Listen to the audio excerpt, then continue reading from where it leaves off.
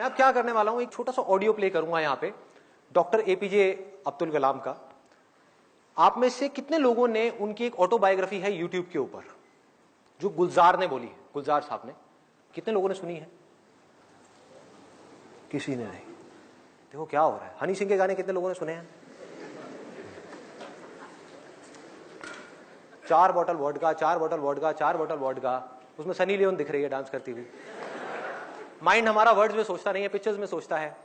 तो जैसे ही वो गाना चलेगा माइंड के अंदर सनी लियोन आएगी, सनी लियोन आएगी, आप नेट पे जाकर के सनी लियोन सर्च करोगे, हो गया टाइम पास। क्या होगा? बोलते रहेंगे आपके पेरेंट्स, बेटा ये मत कर वो मत कर। नहीं मम्मा कुछ नहीं कर रहा, मैं तो पढ़ाई कर रहा हूं। कौन सी पढ़ाई होगी? क्यों करोगे पढ़ाई? कोई वजह ही नहीं है पढ़ाई करने की। If you need a reason to do something extraordinary, you need a purpose. जीने की कोई वजह चाहिए, कोई इंस्पिरेशन चाहिए। कौन है, कहां से आएगी वो? I strongly recommend you all, strongly recommend you. इतना स्ट्रांगली मैंने कभी अपनी लाइफ में किसी के लिए रिकमेंड नहीं किया। Doctor APJ Abdul Kalam students के लिए, उनसे बड़ी इंस्पिरेशन इस पूरी दुनिया में कोई नहीं है स्टूडेंट्स का।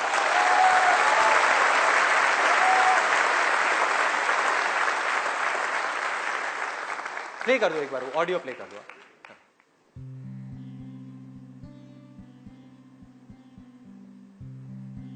1990 के रिपब्लिक डे पर देश ने मिसाइल प्रोग्राम की कामयाबी का जश्न मनाया। मुझे पद्म विभूषण से नवाजा गया और डॉक्टर अरुणाचलम को भी। 10 साल पहले पद्म भूषण की यादें एक बार फिर हरी हो गईं। रहन सहन मेरा अब भी वैसा ही था जैसा तब था। 10 बाय 12 का एक कमरा किताबों से भरा हुआ और कुछ जरूरत का फर्नीचर जो किराए पर लिया था। फर्क इतना ही था कि तब यह कमरा त्रिवेंद्रम में था, अब हैदराबाद में। वेटर मेरा नाश्ता लेकर आया, इडली और छाछ, और आंखों में एक खामोश मुस्कुराहट मुबारकबाद की। मैं अपने हमवतनों की इस नवाजिश से छलक गया।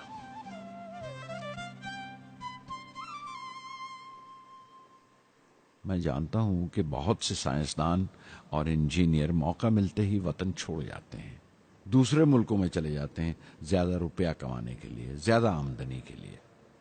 लेकिन ये आदर, मोहब्बत और इज्जत क्या कमा सकते हैं जो उन्हें अपने वतन से मिलती है।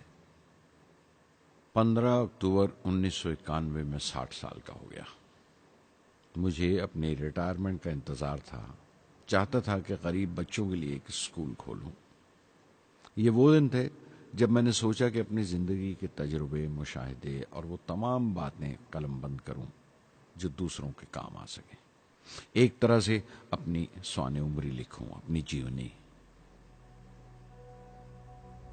मेरे ख्याल में मेरे वतन के नौजवानों को एक साफ नजरिए और दिशा की जरूरत है। तभी ये इरादा किया कि मैं उन तमाम लोगों का जिक्र करूं जिनकी बदौलत मैं ये बन सका जो मैं हूं। मकसद ये नहीं था कि मैं कुछ बड़े बड़े लोगों के नाम लूं, बल्कि ये कि कोई शख्स कितना भी छोटा क्यों ना हो, उसे हौसला नहीं छोड़ना चाहिए। मसले, मुश्किलें जिंदगी का हिस्सा हैं और तकलीफें कामयाबी की सच्चाइयां हैं। जैसा कहा है किसी ने, खुदा ने यह वादा नहीं किया कि आसमान हमेशा नीला ही रहेगा, जिंदगी भर फूलों से भरी राहें मिलेंगी। खुदा ने यह वादा नहीं किया कि सूरज है तो बादल नहीं होंगे, खुशी है तो गम नहीं, सुकून है तो दर्द नहीं होगा।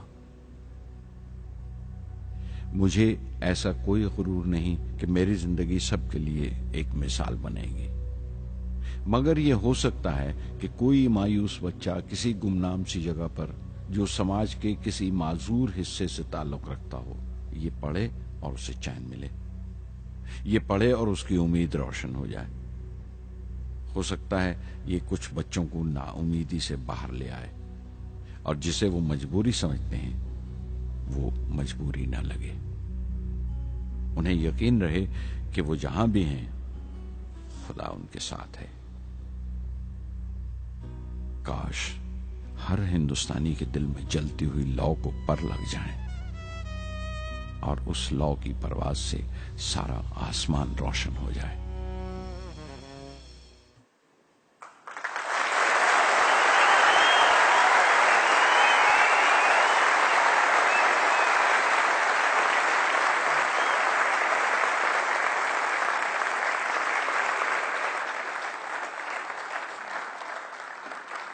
देखा क्या है? हाँ,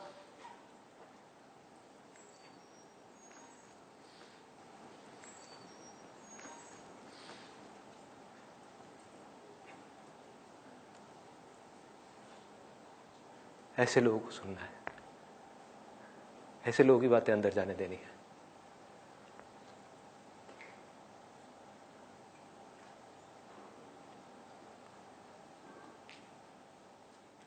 सोचो अगर आपकी भी सोच ऐसी हो जाए तो क्या होगा? सोचो।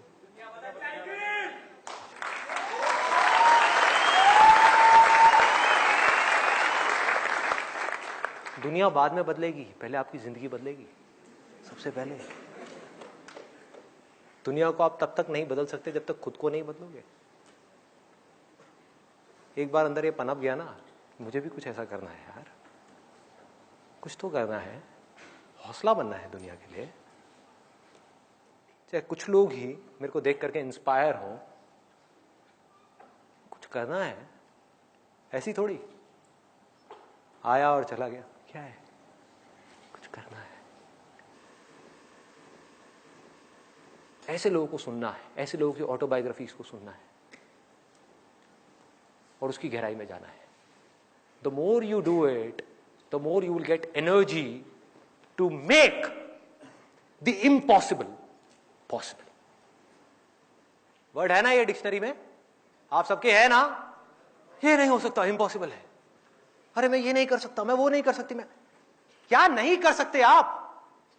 क्या फर्क है उनमें, डॉक्टर कलाम में, मुझ में, या ऐसे और पता नहीं कितने आए और कितने गए और कितने और आने वाले हैं? क्या फर्क है? एक झूठ है जो जाकर के आपके दिमाग में किसी ने घुसा दिया है कि फर्क है, फर्क है, फर्क है, उनके अंदर कुछ स्पेशल है, उनके अंदर कुछ स्पेशल है।